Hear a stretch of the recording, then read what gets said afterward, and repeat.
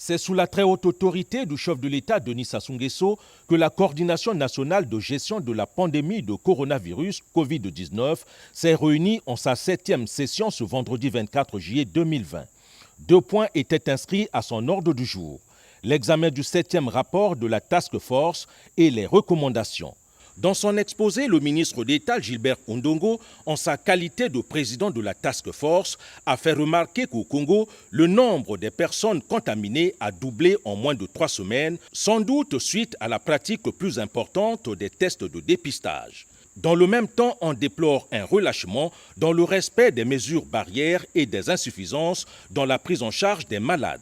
Ce constat oblige donc les pouvoirs publics à prendre des mesures correctives valant reprise en main de l'ensemble de la riposte nationale contre la pandémie. En se fondant à la fois sur l'appréciation qu'elle fait de l'évolution de la pandémie et de la situation actuelle de la riposte nationale, ainsi que sur la nécessité de soutenir l'économie en s'ouvrant un peu plus au monde, la coordination nationale recommande les mesures suivantes.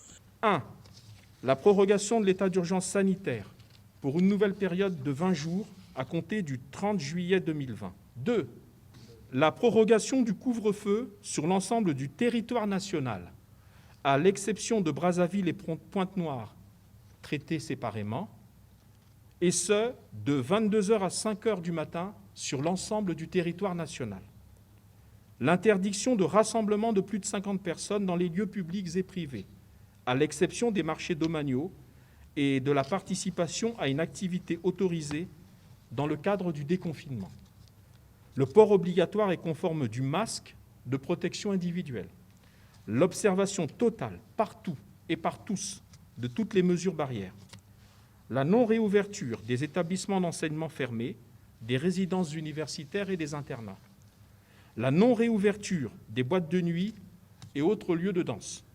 L'interdiction des rencontres de sport collectifs et des spectacles, la célébration dans l'intimité de tous les événements familiaux dans le respect de toutes les mesures de prévention, l'exercice des contrôles sanitaires et de la force publique à l'entrée et à la sortie de toutes les villes du pays.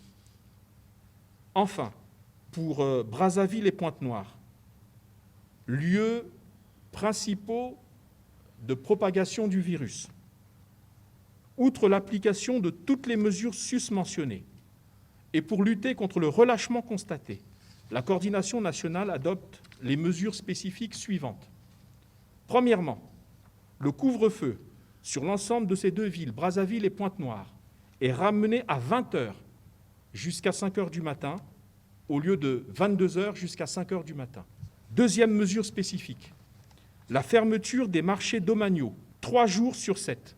À cet effet, la coordination nationale invite la force publique à une plus grande implication pour faire respecter l'interdiction de rassemblement de plus de 50 personnes dans les lieux publics et privés, notamment dans les morgues municipales, aux lieux de veillée mortuaire, dans les cimetières et dans les lieux d'occulte.